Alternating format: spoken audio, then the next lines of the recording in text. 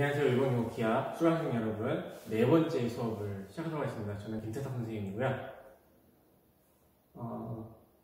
지금 세 반이 모두 세 번째 시간, 네 번째 시간이 연속으로 붙어 있어요. 모든 학생들이 2시간 강의를 연속으로 쭉 듣게 되실 겁니다. 강의 시간은 앞에 거를 봤으니까 알겠지만 대략 한 30분에서 40분 정도 사이로 영상이 만들어질 거고요.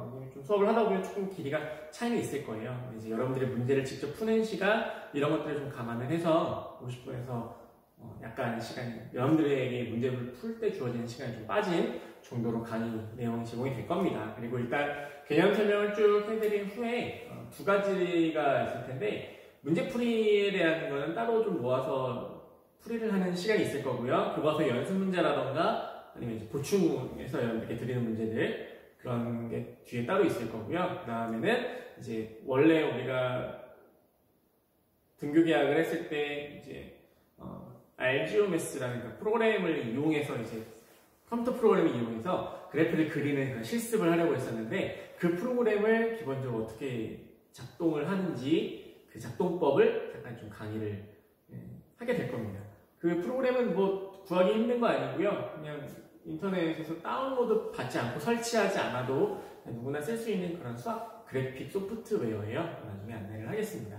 그래서 일단 개념 설명 후에 그런 활동들이 각각 추가가 된다고 생각을 하시면 될 것 같습니다. 자, 네 번째 시간 시작할게요. 14페이지에 포물선에 대한 얘기를 마저 이어서 하고 오늘 타원으로 넘어가도록 하겠습니다. 14페이지 그 아래쪽 얘기를 보시면 되는데요. 이번에는 뭘 할 거냐면 포물선이 항상 이쁘게 여기 꼭지점에만 붙어있지는 않을 거예요. 언제나 포물선이 이렇게만 붙어있지는 않을 거예요. 2차 함수도 y는 너무 성의 없이 쓰고 있네? 미안합니다. 지우개 어디 갔니? 2차 함수도 y는 x제곱이라는 이런 2차 함수가 있으면 걔는 그냥 이렇게 이쁘게 생겼지만 모든 2차 함수가 이렇게 생겼습니까? 그리고 y는 x제곱 마이너스 3x 플러스 2 이제는 뭐 평이동이 막 이루어질 거 아니에요? 그쵸? 뭐 위로 2칸 그죠? 뭐 오른쪽으로 2분의 3만큼 평행이동하고 막 이동할 거 아닙니까? 그죠? 마찬가지로 포물선도 평행이동이라는 걸 이제 시작을 하게 될 겁니다. 자, 똑같은 방식으로 평행이동을 생각해 볼 수가 있어요. 자, 이렇게 갑시다. y제곱에서 x가 이 기본 형태의 포물선에서부터 출발을 하기로 합시다. 자, 평행이동 바로 들어갑니다. x축 방향으로 n만큼 움직이겠대요. 가랑이. 자, y축 방향으로 n만큼 평행이동을 시키겠답니다. 그러면 우리 이미 알고 있다 얘들아. y제곱은 4px에서 뭔지 알잖아요. x축 방향으로 n만큼 평행이동했다는 건 뭐예요? x 대신에 x 마이너스 m 이런 거 알잖아요. y축 방향으로 n만큼 평행이동했다. y 대신에 y 마이너스 n이라는 거 알잖아요. 이만큼씩 평행을 시켜주겠다는 거예요. 그러면 자, 이 식은 이렇게 바뀌게 되겠죠. 자, y가처럼 y 대신 y 마이너스 n 4px 대신 x 마이너스 n 이런 형태로 식이 바뀌게 된다는 거예요. 그러면 바로 우리는 여기서 판단할 수 있는 겁니다. 아! x축 방향으로 n만큼 움직여 y축 방향으로 n만큼 움직여 가 되는 거죠. 그럼 이때 그래프로 나타나기 위해서 그럼 어떤 작업이 선행이 되어야 되냐면요. 자, 이렇게 정리하시면 돼요. 자, 윗줄, 아랫줄 비교해서 설명해 드릴게요. 옆에 원래 포물선의 기본형에 초점과 준선이 있죠. 포물선을 그리기 위해서는 초점과 준선이 어디 있는가만 정확하게 알면 된단 말이에요. 자, 초점은 원래 P,0에 있던 애예요. 준선은 x는 마이너스 p라고 정해져 있던 애예요. 자, 그런데 평행이동 시켰죠? 그럼 뭡니까? 그럼 이때 바뀐 새로운 초점의 좌표는 평행이동 f 다시라고 할게요. 평행이동 됐잖아. 그럼 어때? 그래프가 평행이동이 되면 초점은 따라가야죠. 준선은 따라가야죠. 이동됐으니까. 그래프가 가면 초점과 준선도 같이 움직여야 되는 거지. 따라서 초점의 좌표 P, 0에서 평행이동 됐다고요. 얼마큼 평행이동 됐냐? X축 방향으로 N, Y축 방향으로 N. 뭐죠? 얘는 P 플러스 N만큼 평행이동 됐어. Y축 방향으로 N만큼 평행이동 됐지. 옮겨지는 거예요. 준선 마찬가지. 자, 준선 어차피 X좌표만 중요하잖아요. 직선인데 Y축 방향으로 이동해봐야 달라지는 게 없죠. X축 방향으로 얼마큼 움직였는가가 중요한 거죠. 마이너스 P에서 X축 방향으로 N만큼 평행이동이 됐다? 이게 바로 새로운 준선의 방식이 되는 겁니다. 그럼 이제 평행이동이 된 포물선의 그래프는 어떻게 그릴 거냐? 이 초점과 이 준선을 가지고 그려주면 되는 거죠. 자, 책에 나와 있는 것처럼 좌표평면 위에 그려낼 수 있겠죠. 그래서 n과 n을 그냥 양수라고 한번 쳐볼까요? 여기가 m이라고 칩시다. 그리고 여기가 n이라고 칩시다. 둘 다 양수로 하자. 그러면 초점은 어디 있느냐? p 플러스 m, n이에요. p 플러스 m이니까 여기 어디가 있겠죠? 여기가 p 플러스 m이라고 하는 거야. 요만큼의 거리가 p만큼 더 커진 거죠. 자, 여기에 초점 f''가 위치하고 있게 되는 겁니다. 그러면 준선의 방정식은 원래는 마이너스 p에 있었는데 마이너스 p 하나 이쯤 있으면 될까요? 여기서 m만큼 평행이동 된 거잖아요. 여기가 이쯤 되죠. 여기에 준선을 그어주게 되는 겁니다. 준선의 방정식 뭐죠? 마이너스 p 플러스 n 인 준선이 여기 생긴 거죠. 그럼 꼭지점도 마찬가지로 바뀌었겠지? 그럼 꼭지점은 어디겠니? 꼭지점 원래 표시가 어디죠? 원점이에요. 그럼 꼭지점도 똑같이 옮겨갔겠죠. 따라서 꼭지점의 좌표 m, n. 꼭지점을 보면 얼만큼 평행이동 됐는가가 바로 보이겠네요. 그러니까 원점에서 옮겨졌으니까 m, n. 여기가 바로 포물선의 꼭지점이 되는 거죠. 다 됐나요?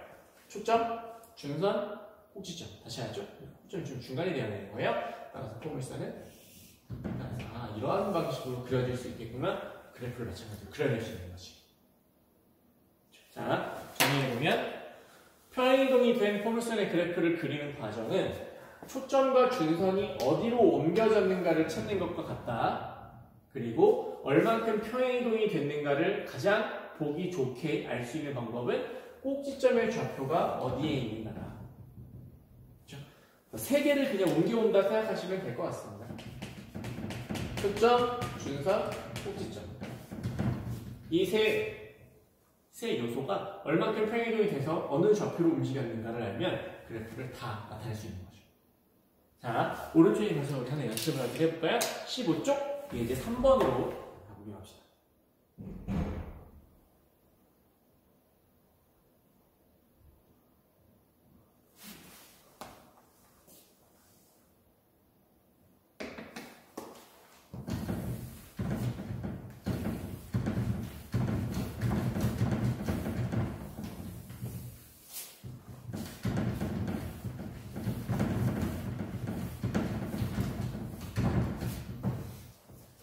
칠판 지울 때 이 덜렁거리는 소리가 여러분 되게 크게 들리나요? 등교위원을 하면은 우리는 2교실에서 수업 안 해요. 여기는 지금 교과교실인데 우리는 그 작년에 컴퓨터 노트북이 있었던 새로 생긴 컴퓨터실 하나요? 거기서 우리는 수업을 진행을 하게 됩니다. 책상이 조금 모자라는데 그럼 계약하기 전에 어떻게 해결이 될 거예요. 거기는 화이트보드라서 칠판을 잘 쓰진 않아요. 칠판이 좀 좋긴 한데. 자, 1, 3번 가봅시다. 포물선이 저렇게 생겼대요. 우리가 알고 있는 포물선의 기본형이 아니네. 이거 좀 복잡해졌죠? 그러나 할 수 있죠. 자, 원래는 y제곱은 4px로 이렇게 이쁘게 생겨야 되는데 뭔가 지저분해요. 왜 저렇게 됐을까, 쟤? 평행이동이 이루어진 거라고 생각해요. 그럼 얼마큼 평행이동이 이루어졌겠느냐? 평행이동이 이루어지면 y-m의 제곱 4px-m 꼴과 같이 좌변은 완전 거듭제곱 완전 제곱식으로 만들어지게 되고요. 얘도 4p x에 대한 1차식으로 묶이게 되면 한이 이렇게 변해요. 쟤도 이런 방식으로 식을 바꿔놓을 필요가 있는 거예요. 자, 한 줄만 다시 써봅시다. 예를 들어 어쨌든 y는 완전 제곱식으로 묶어주는 게 가장 중요한 핵심인 것 같습니다. 자, 이렇게 쓰죠. y제곱 마이너스 4y 거듭제곱의 식을 만들기 위해서 항상 붙일게요. 4. 나머지는 다 오른쪽으로 넘겨버립시다. 마이너스 4x 되죠? 자, 그럼 여기다 4를 넘겨냈으니까 12가 넘어왔나요? 마이너스 12. 다시 써드리니? 마이너스 4로 묶어줄까요? 자, 우변은 마이너스 4로 묶어놓고 다시 씁시다.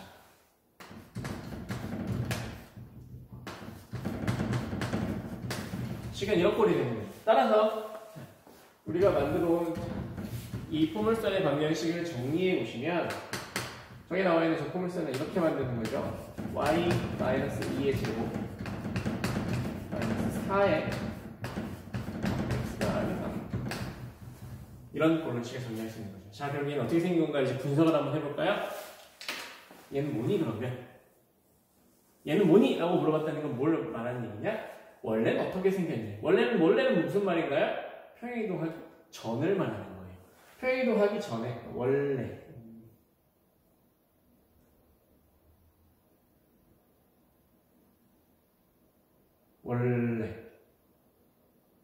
비고 원래는 y제곱은 마이너스 4x 이렇게 생긴 포물선이었을 거예요.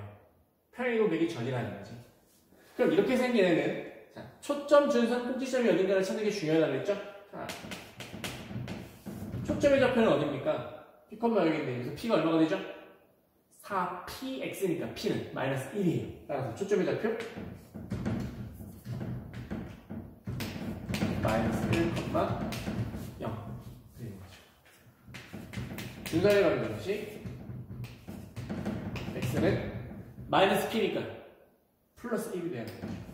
잘했습니다. 부호가 다시 바뀌어야 돼요. 1. 자, 그 다음 꼭지점의 좌표는 평행이동 되기 전이었으니까 원래 꼭지점의 좌표는 당연히 원점이었겠죠. 자, 이렇게 세 개의 요소를 알고 있습니다. 이제 평행이동이 된 후로 넘어가 보죠.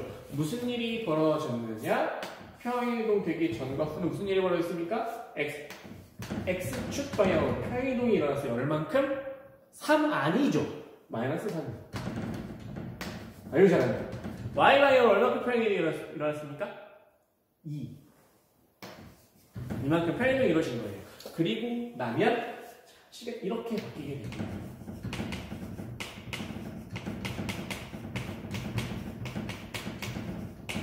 초점과 준선 꼭지점 바뀌었지? 똑같이 평행이동은 된다 했죠? 초점의 좌표 이게 이만큼 평행이동 시켜준 거니까요. 평행이동 시켜 마이너스 4, 2가 되나요? 준선의 방정식은 x축 방향으로 얼마큼 평행이동이 되는가만 보면 되죠. 마이너스 3만큼. 따라서 준선은 마이너스. 꼭지점의 좌표도 마찬가지로 변합니다. 원래 원점이었던 꼭지점은 평행이동이 된 만큼 마이너스 3. 이렇게 옮겨졌을 거예요. 자, 이제 초점, 준선, 꼭점이 생겼으니까 그래프 그릴 수 있겠죠? 그리면 되죠. 좌표평면 위에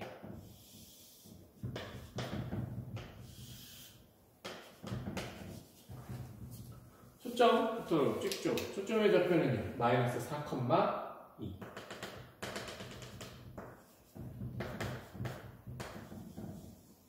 여기입니다. 준선 x는 2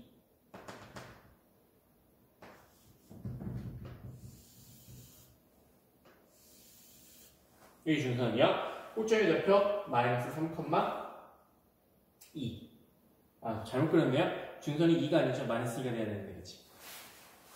이상했어. 미안해요. 자주 그러진 않아요. 1시간에 한 번 정도 그래요. 여기 마이너스 2 꼭점의 좌표 여기 가운데 있겠죠. 마이너스 3,2 중간에 있죠. 여기 꼭점의 좌표가 생겼습니다. 그래프는 어느 방향으로 휘어져야 될까요? 오른쪽으로 볼록하게 그려지겠지. 이런 형태의 포물선의 그래프를 그려줄 수 있다는 거죠. 이렇게 생긴 이 포물선에 초점의 좌표, 준선의 방정식, 곡선, 그리고 그래프까지 다 그려볼 수 있는 겁니다. 설명하느라고 지금 좀 시간이 걸렸었는데 하다 보면 세 가지를 찾으면 그래프가 또 생각보다 금방 나옵니다. 그렇게 복잡한 얘기는 아니에요. 자, 이제 잘 참고하셔서요. 마찬가지로 아래쪽에 나와 있는 문제를 과제로 남겨드리도록 하겠습니다. 6번하고 7번을 다 해보십시오. 그래프를 6번의 그래프도 잘 보시면 그릴 수 있을 겁니다. 과제로 남겨드릴게요. 자, 이제 넘어가기로 하죠. 16페이지 두 번째 타원으로 넘어가도록 하겠습니다.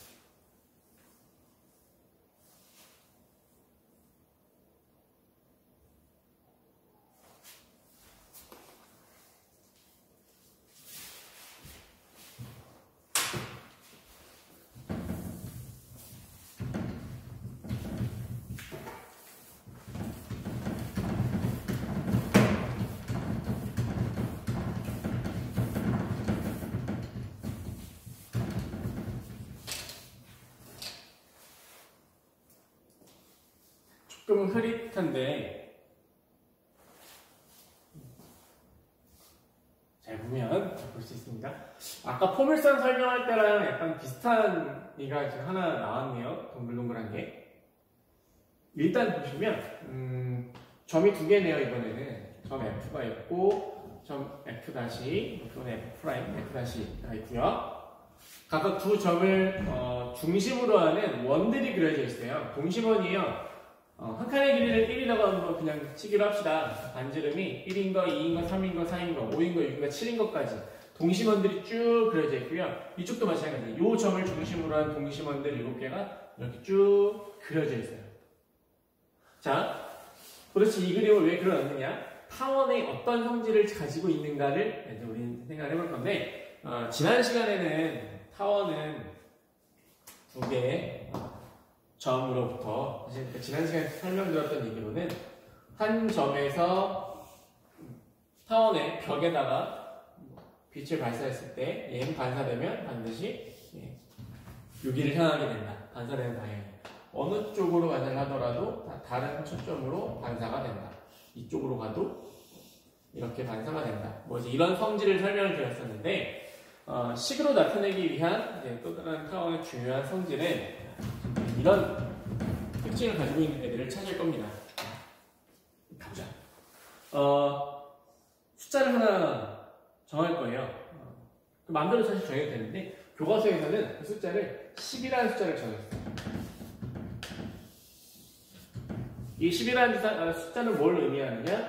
반지름의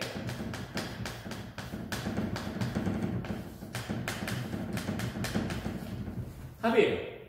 타원은 꼭 10이어야 되나요? 절대 그런 거 아니고요. 그냥 10을 하나 정해 본 겁니다. 그러니까 여러분들이 좋아하는 숫자를 아무거나 여기다 넣어서 9가 되면 또 다른 형태의 타원이 생기겠죠. 저게 8이면 또 다른 형태의 타원이 만들어지겠죠. 지금 설명을 드리기 위해서는 편의상 10을 해보도록 하겠습니다. 반지름의 합이 10이 되는 그런 점들을 찾는 거예요. 무슨 말이냐? 예를 들어 하나의 점 P를 찾았다고 칩시다. 점 P를 잡았어요. 이 점에서부터 F와 F'까지의 거리를 구하는 겁니다. F까지의 거리는요. 한 칸씩 원을 한 칸씩 안으로 나타낼 때마다 1씩 길이가 증가하는 거죠. 자, 한 칸씩 안쪽 원으로 들어가 볼까요? 자, 하나, 둘, 셋, 넷. 그다음 점 P가 위치하고 있던 애는 F에서부터 네 번째 동심원이에요. 무슨 말이냐? P부터 F까지의 거리는 4가 되는 거죠. 자, 그럼 아까 우리 어떻게 정했습니까? 두 반지름의 합이 10이 되도록 했거든요. 자, 이만큼 네 번째 원이니까 반지름이 4예요. 그럼 이제 우리 어떻게 되겠어요? 여기서부터 F'까지 여섯 번째 원이 돼야죠. 반지름이 6이 돼야 돼요. 더해서 10이 되니까. 만나게 봅시다. F'에서부터 한 칸, 두 칸, 세 칸, 네 칸, 다섯 칸, 여섯 칸. 눈으로 잘 못 알아볼 수 있어요. 교과서 잘 보면 보여.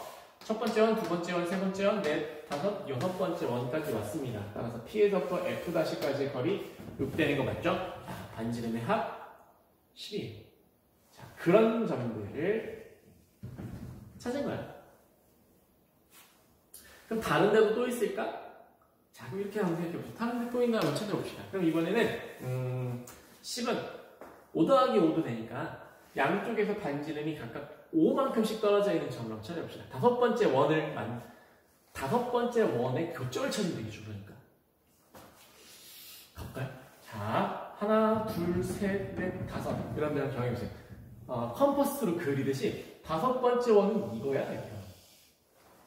다섯 번째 원은 이거예요. F에서부터 다섯 번째 원 어딘가 한번 해봅시다. 한 칸, 두 칸, 세 칸, 네 칸, 다섯 칸. 이거예요. 자, 컴퍼스로 그리듯이 이렇게 그려주는 거죠. 찾았나요? 보입니다. 다섯 칸씩 건너뛰어져 있는 점 여기에요. 자, 따라서 이렇게 점을 하나 잡았더니 이 점은 당연히 F'까지의 거리를 구하면 당연히 5가 나오고요. F까지의 거리를 구해도 역시 5가 나오게 됩니다. 두 반지름의 합 역시 10이죠. 자, 점을 또 하나 찾았습니다. 이러한 방식으로 여기서 반지름의 합이 10이 되는, 거리의 합이 10이 되는 그런 점들을 다 찾아서 찍어보는 거예요. 조금 어려운데 눈으로 잘 보면 찍을 수 있습니다. 어느 정도인지. 자, 이렇게 해볼래? 자, 여긴 지금 6, 4잖아요. 자, 그러면 이번에는 자, 이쪽에서 3인 점을 한번 찾아봅시다. 거리가 3, 요만큼이에요. 여기. 그럼 얘는 거리가 7이 돼야 되겠지. 더 멀어져야 되거든요. 어디냐면 여기에 있어요.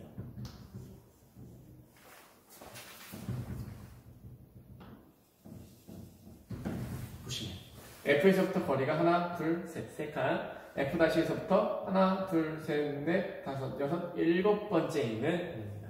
그럼 7. 하면 10 맞죠? 자, 또 찾아볼까요? 아래쪽으로 내려가면 대칭일 것 같지 않니? 그죠? 쭉 아래로 내려오면 여기에 아마 대칭점이 생길 겁니다. 요거도요. F에서부터는 거리가 하나, 둘, 셋, 네 번째. F'에서는 하나, 둘, 셋, 넷, 다섯, 여섯 번째. 합 10 맞죠? 자, 이렇게 해서 찾아볼 수 있는 겁니다. 큐란 점을 좀 찾았는데요. 대칭 맞지? 이렇게 해서 점들을 다 찾아 표시를 해보면요. 여기에도 점이 찍히게 되고요. 네, 여기 4대 6이에요.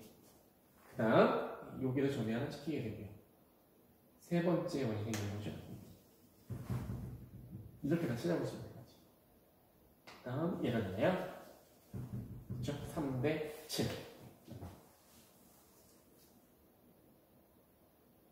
여기가 아니죠?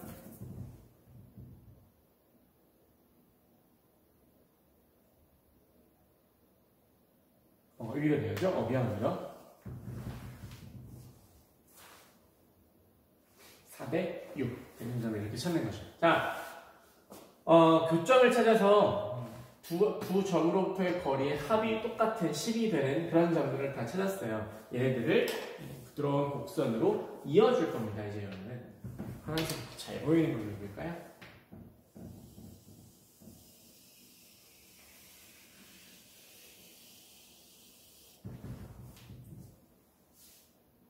자, 이렇게 파란색으로 오늘 좀 이어줬습니다. 어떻게 보이시나요? 원은 아니죠? 지금 원은 아니고 약간 앞으로 분명히 찌그러져 있어요. 약간 옆으로 좀 길게 늘어난 그런 모양을 가지게 되죠. 이렇게 생긴 이 파란색 도형을 우리는 타원이라고 이름을 불러줄 겁니다. 그러니까 타원 그러면 단순히 그냥 좀 길게 럭비공처럼 생긴 그런 모양을 말하는데, 모양은 맞는데 수학적인 정확한 정의를 얘기를 하자면 두 개의 점 F와 F'로부터 이르는 거리의 합이 일정한 점들의 집합. 합이 전부 다 10인 점들만 모아놨잖아요. 네, 그런 점들을 모은 것을 타원이다 라고 정의를 해줄 겁니다. 16페이지 그 네모 안에 그런 설명들이 쭉 나와 있는 거고요. 아래에 보시면 우리가 그렸던 거의 일치하나요? 우리가 그린 거랑 놀랍죠? 똑같지 않습니다. 이렇게 타원을 그릴 수 있다는 얘기예요. 이를 직접 해보셨나요? 그려보면 좀 감이 좀 더 수월하게 올 겁니다. 자, 그 아래로 내려가서요. 용어를 좀 살펴보기로 하죠. 똑같이. 이렇게 생긴 이 파란색 도형을 우리는 타원이라고 이름을 불러줄 겁니다. 타원이고, 그냥 우리말로 풀어서 그냥 설명을 해보자면 두 점으로부터 두 점에서 이게 이제 F와 F'가 되는 건데, 이른 거리의 합이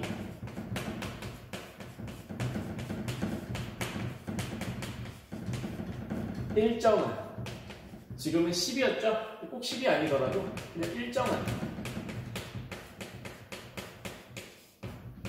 점들의 집합 또는 보통 참고서나 문제 같은 데서는 점의 집합, 점의 자취 뭐 이렇게 표현하기도 하는데요. 문맥상 동일한 의미로 생각하셔도 괜찮습니다. 점의 집합들을 모은 것을 그냥 타원이라고 한다. 말로 풀어서 이렇게 정리를 할 수가 있고요. 자, 이제 새롭게 등장하는 용어들이 좀 생깁니다. 일단 첫 번째 F. F라고 표현하는 거는 당연히 얘도 왠지 이름이 맞아요. 초점이라고 부르는 거예요. 근데 타원은 초점이 두 개예요. 왼쪽에 나오는 F-얘 역시 초점이라고 부르는 거예요. 타원은 두 개의 초점을 가지게 됩니다. 자, 그 다음 여기 그려져 있는 점들 중에서요, 여기 하나, 둘, 양 끝을 그냥 찍어본 거예요. 셋, 위아래 끝에 있는 점들을 찍어본 거예요. 네. 동서남북으로 가장 끝쪽에 위치하고 있는 이 네 개의 점들을 우리는 다 묶어서 꼭지점이라고 불러줄 거예요.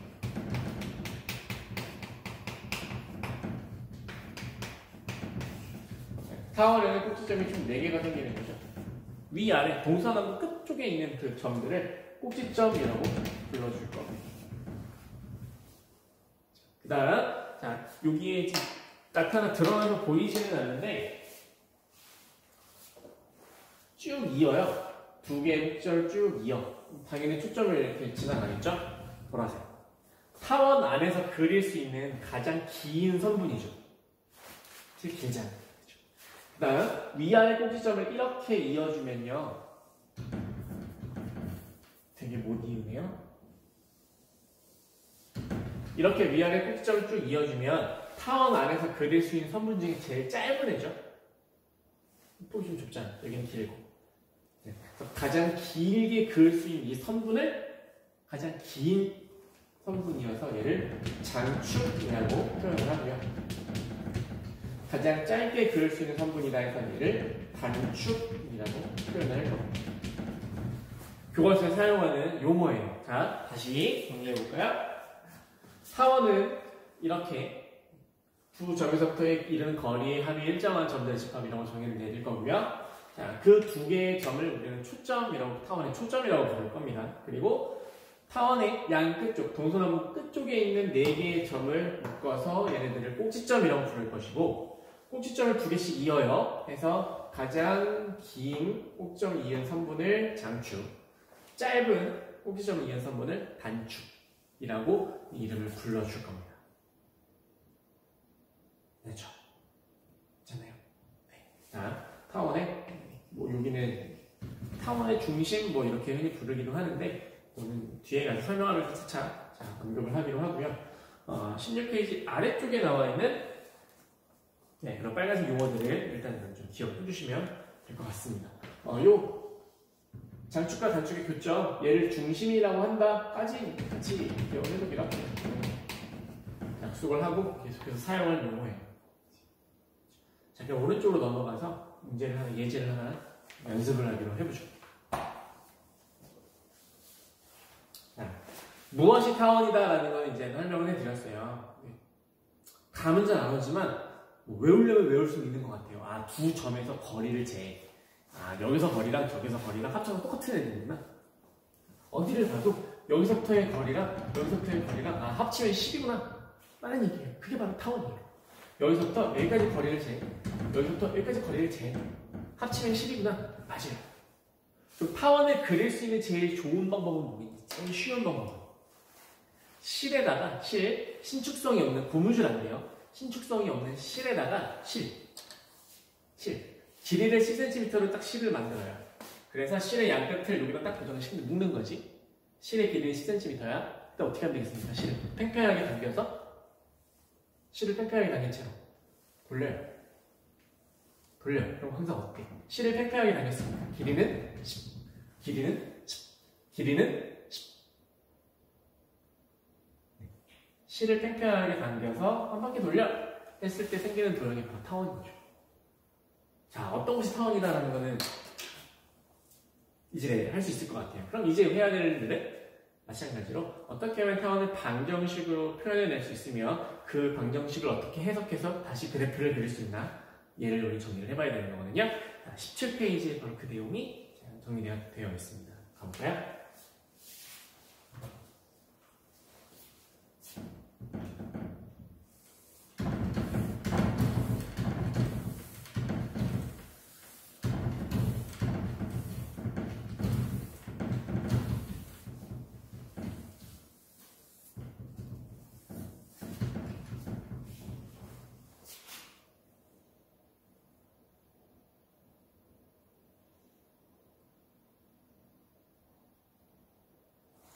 자, 17페이지에 그 식의 증명 유도 과정이 정리가 되어 있는데 우리 그래프를 보면서 똑같이 한번 따라 직접 우리가 한번 해보기로 합시다.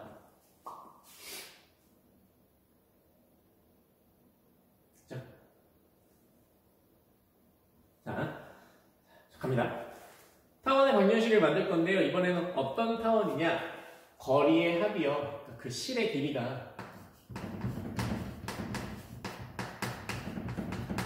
거리의 합이 이 A가 되는, A는 양수인가 보네요. 이 A가 되는 그런 타원의 방정식을 직접 한번 만들어 보려고 해요. 볼까? 자, 이 타원의 방정식을 만들어내는 거예요. 거리의 합이 2A랍니다. 요만큼의 거리가 요만큼의 길이를 합친 게 2A라는 거죠. 자, 가보자. 그럼 타원의 성질에 의해서 점 P를 여기 나와 있는 이 점의 좌표를 x, y라고 놨을 때 우리는 어떤 식을 만들 수 있느냐? P부터 F까지의 거리나 P부터 F'까지의 거리나 합친 것이 2A다라는 당연한 식을 생각해 볼 수가 있어요. 그리고 이제 우리 할 일은 이 식을 정리해서 쭉 계산을 해서 X랑 Y에 대한 어떤 관계식을 만들면 X랑 Y를 가지고 있는 어떤 식을 하나 만들면 그 식이 바로 지금 우리가 찾고 있는 타원의 방정식이 된다는 거죠. 자, 그 식을 만들어 가볼 겁니다. 자, PF의 길이 PF-의 길이 둘 다 구합시다. 좌표 다 알거든. P의 좌표는 이거 C,0잖아요. F-의 좌표는 마이너스 C,0잖아. 라고 할 수 있죠? 자, PF의 길이 PF까지의 길이니까 바로 쓰면 돼요. X-C의 제곱 Y 제곱 더하기 저기까지의 거리는 X 플러스 C의 제곱 Y 제곱 거리의 합 2A가 되더라. 이러한 식을 하나 만들어지는 겁니다. 자, 이제 이 식을 좀 정리를 할 겁니다. 루트가 보여서요, 거듭 제곱을 좀 시켜주고 싶은데 여기서 그냥 거듭 제곱을 하면 별 재미가 없죠? 자, 한쪽을 이항시켜서 거듭 제곱을 시켜줄 겁니다. 이제 총 계산을 약간씩 좀 생략해서 가도록 하겠습니다. 자, 얘를요, 교과서에 나와 있는 순서대로 얘를 좌변으로 이항을 하면 이걸 옮겨놓고 양변을 제곱해 보겠습니다. 일단 그냥 쓸게요. X-C의 제곱, Y 제곱이 됐죠? 그 다음 얘 넘어간 다음에 거듭 제곱 시킬 거야. 그럼 뭐예요? 얘 넘어가고 거듭 제곱 시키니까 일단 4A 제곱에 요거부터 거듭 제곱 할까요? 플러스 X-C의 제곱 플러스 Y 제곱. 잘하고 있나요? 그 다음 이제 뭐가 나와야 돼? 얘 마이너스 2AP 나와야죠. 그럼 뭐예요? 마이너스 4A 루트에 그대로 제가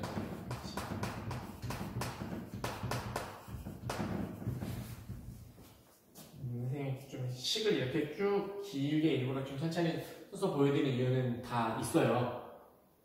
여러분들이 직접 이제 식을 쓰는 연습을 좀 하셔야 됩니다. 이걸 가지고 나중에 시험이나 평가에도 이용을 할 거고요. 직접 식을 이렇게 써보는 연습도 굉장히 중요합니다. 그거는 기하뿐만 아니라 여러분들 다른 수학 과목을 공부할 때도 내년에 혹시 미적을 공부를 하게 된다면 식을 서술하는 능력은 굉장히 중요한 수학적인 역량이 되거든요. 그걸 연습을 하고 있는 겁니다. 여러분들도 꼭 같이 식을 전개를 해보세요. 자, 정리하자. 좀 사라지는 애들이 좀 보이죠?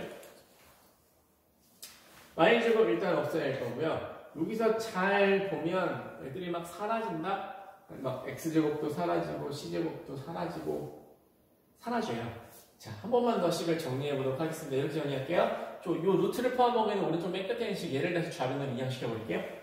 4a 루트 자, 이제 남아있는 것들만 잘 정리해 봅시다. 여기 4a 제곱 하나 있었고요. x제곱 사라지고 c제곱 사라지고 마이너스 2cx 플러스 2cx 넘겼죠? 플러스 4cx 이런 형태가 되나요? 잘하셨어요.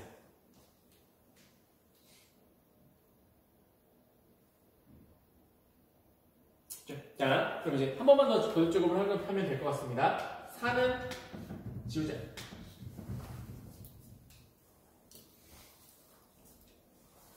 정리합시다. 한 줄을 정리해서 써놓고 위로 올라가도록 하겠습니다. 여기 겉업제곱을 쭉 시켜줬더니요.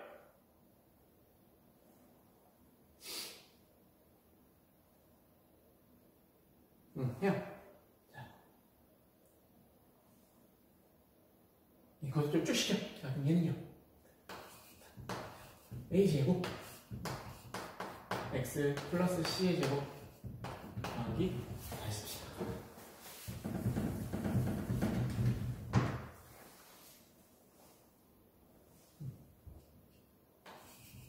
a제곱 나왔고요.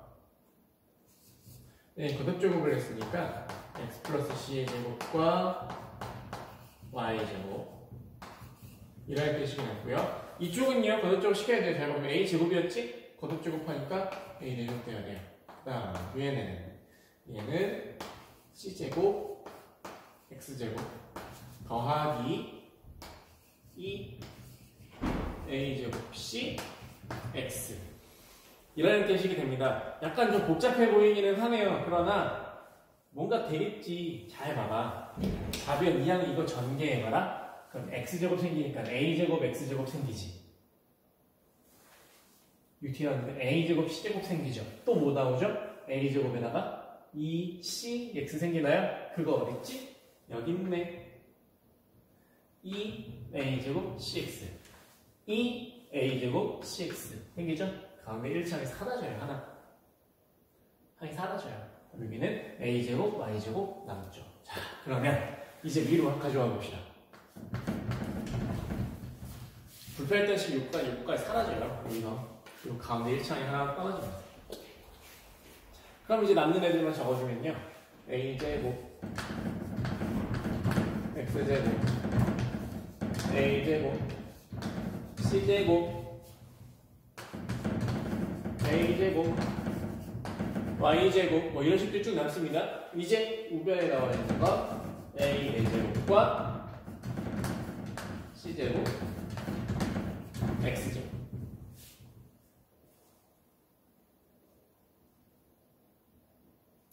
이런 형태로만 식은 남게 됩니다. 자, 이제 x는 x끼리 y는 y끼리 좀 묶어서 식을 정리를 해주도록 하겠습니다. 이렇게 할게요. C하고 X랑 Y를 포함하고 있는 애들은 다 왼쪽으로 보내고요. X랑 Y가 없는 애들은 다 오른쪽으로 넘겨버릴게요. 자, X끼리 묶어주면 A제곱 마이너스 C제곱 X제곱 계산 다 왔어. 자, 그 다음 뒤에는 그대로 A제곱 Y제곱 지금 얘가 넘어왔죠? A제곱 묶어주면 a제곱 마이너스 c제곱. 자, 시간 이렇게까지 정리가 됩니다. 거의 다 간단하게 만들어지는 거예요. 지금 화면 바깥으로 나갔나요? 상관없죠. 다 됐어요. 여기까지 왔어요. 근데 아직 뭔가 좀 깔끔하지가 않죠. 좀 뭔가 임팩트가 없어요. 그래서 식을 좀 예쁘게 만들기 위해서 하나 약속을 정합시다. A도 있고 C도 있는데 B가 없네. B를 하나 정할게요. 그냥 정할 겁니다. 이렇게 정하기로 합시다. 약속을 정합시다. a제곱 마이너스 c제곱을 b제곱이라고 그냥 약속을 정합시다. 시원하듯이 그냥 정해버립시다. 당연히 A가 C보다는 크다고 봐야 되겠죠. 둘 다 양수라고 했을 때 C도 양수, A도 양수일 때 A가 C보다 커야 이런 식이 성립을 하겠지. 자, 이렇게 약속해서 이름 정할게요. 그리고 나서 위에 나와 있는 식을 한번 더 정리를 하는 겁니다. 그럼 어때요? 얘를 B제곱이라고 바꿀 수 있고 얘를 B제곱이라고 바꿀 수 있는 거예요. 괜찮나요? 그죠? 네. 이제 그리고 나서 양변에 있는 식을 조금 정리를 해보겠습니다. 양변을 A제곱, B제곱으로 전부 나누어 버리려고요. 정말 다 끝났어요. 그랬더니 어떤 식이 만들어지게 되느냐?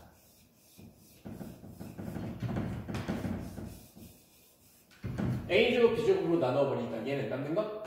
예, A제곱 분의 X제곱. 얘는요? B제곱 분의 Y제곱. 오른쪽은 다 나눴으니까 1이죠. 자, 만들었습니다. 지금 여러분들이 보고 계신 이만큼 여기 나와 있는 이 식이 바로 우리가 만들었던 이 타원의 방정식이 나타내는 거예요. 좀 다소 유도하는 과정은 좀 복잡했죠. 자, 연습하는 부분을 딱 한번 보여드렸던 거고요. 자, 거리의 합이 2의 2로 일정하다라는 그 식으로부터 쭉 식을 유도해서 우리 여기까지 결론을 이끌어 왔습니다. B제곱이 뭐였는가는 기억하셔야 돼요. 아, A제곱 마이너스 C제곱은 B제곱이구나. 이걸 일단 지금 기억해야 돼요. 자, 이 B제곱을 만들어 놓으면 타원의 방정식을 이렇게 식을 정리할 수가 있더라. 네? 자, 앞으로는 이 타원의 방정식은 그럼 이렇게 표현할 수 있지라고 정할 겁니다. B는 뭔데요? B제곱은 A제곱 마이너스 C제곱이지. 같이 기억을 하는 거죠. 자, 일단 이렇게 정의된 식이 17페이지 아래쪽에 타원의 방정식이라고 표현이 되어 있습니다. 초점이 C,0 마이너스 C,0이라는 걸 알고 거리의 합이 2이다라고 주어졌을 때 타원의 방정식은 이렇게 나타낼 수 있다. 아, 갑자기 포물선보다는 훨씬 좀 복잡하네요. 자, 다음 시간에 가서 문제를 풀면서 한번 좀 적용을 시켜보기로 합시다. 지금은 좀 많이 까다롭죠? 자, 한 번만 더 강조. 책에는 좀 간단하게 식을 정리를 해놨지만 여러분들이 이 유도하는 과정을 일단 기억하고 유도해낼 수 있어야 됩니다. 이거는 꼭 직접 써보면서 연습을 해보시기를 바랄게요. 이거 우리 등교 계약한 이후에 이건 반드시 여러분들께 평가하는 과제로 연습을 해야 돼요. 쓰는 과제를 분명히 선생님이 체크를 할 겁니다. 할 수 있어요. 자, 18페이지로 넘어가세요. 우리 연습 하나 하고 정리를 하기로 합시다.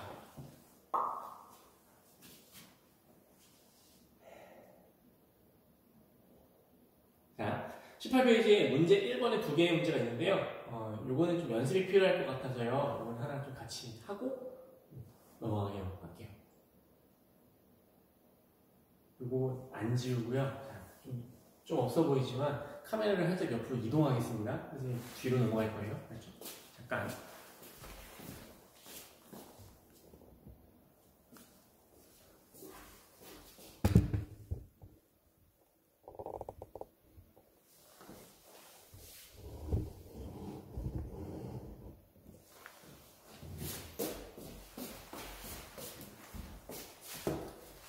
자, 문제 1번 얼른 풀고 마칩시다. 시간이 좀 길어졌네요.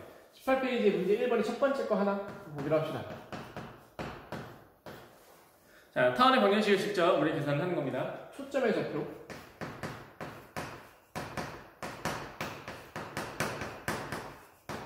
(0, 마이너스 2, 0) 다음 거리의 합이 8인 타원이네요.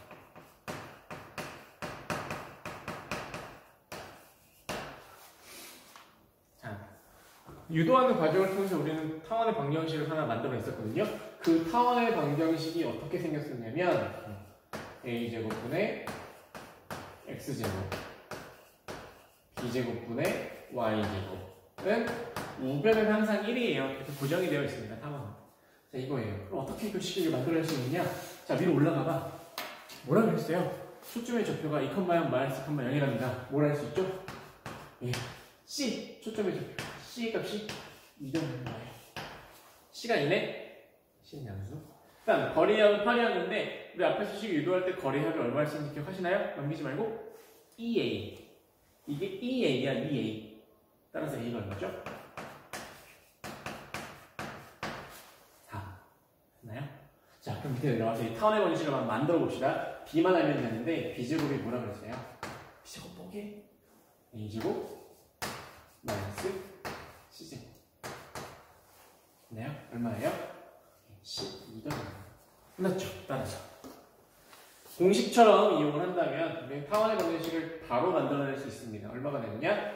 A제곱분의 X제곱이에요. 거듭 좀 많으면 큰일 납니다. 슬퍼요. 아니면 16분의 X제곱이다. B제곱이었죠? 12분의 Y제곱이다.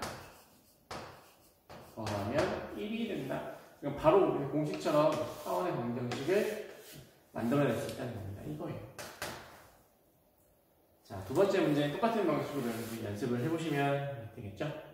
자, 타원의 가장 전반부까지 일단 방정식을 유도해내는 과정까지를 오늘 설명을 드렸었는데요. 비슷한 방식으로 타원의 뒷부분에 이제 평행 이동에 대한 얘기를 다음 시간에 설명을 할 거고, 그리고 똑같이 쌍곡선의 방정식도 타원과 유사하게 정의를 할 겁니다. 그래서 포물선, 타원, 쌍곡선 이 세 종류의 방정식을 익히면 이번 이 단원의 2차 곡선의 70% 이상이 일단은 잘 해결이 되는, 여기서 마치도록 하겠습니다. 4차시까지 수업 들으시느라 고생 많으셨고요. 온라인 클래스 게시판에 안내되어 있는 과제 잘 해결하셔서 과제 게시판에다가 꼭 올려주시면 됩니다. 선생님이 그 카톡 QR코드를 올려놨으니까요. 혹시 뭐 강의 듣는데 문제가 있거나 뭐 질문이 있거나 하는 친구들은 담임 선생님 통하지 않고 그냥 카톡으로 바로 선생님한테 연락을 주시면 답변을 드리도록 하겠습니다. 수업 들으시느라 고생 많으셨습니다. 다음 시간에